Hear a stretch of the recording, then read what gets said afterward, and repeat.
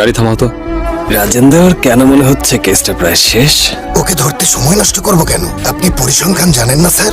এটা গত সপ্তাহের একটা রিপোর্ট। গত 1 বছরে দেশে প্রতিদিন গড়ে 93টা কেস স্যার।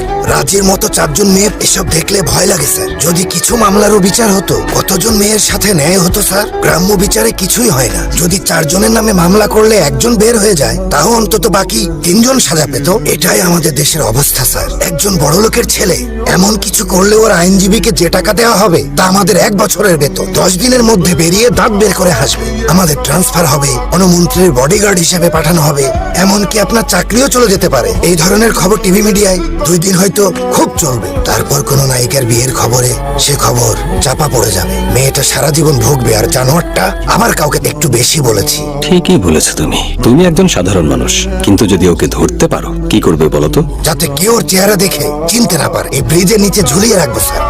ব্রিজের নিচে দেখে আসো। যাও না, দেখো। আর ওর বাবাকেও ফোন করে এখানে আসতে বলো। Yes sir. আমার ছেলে কোথায়?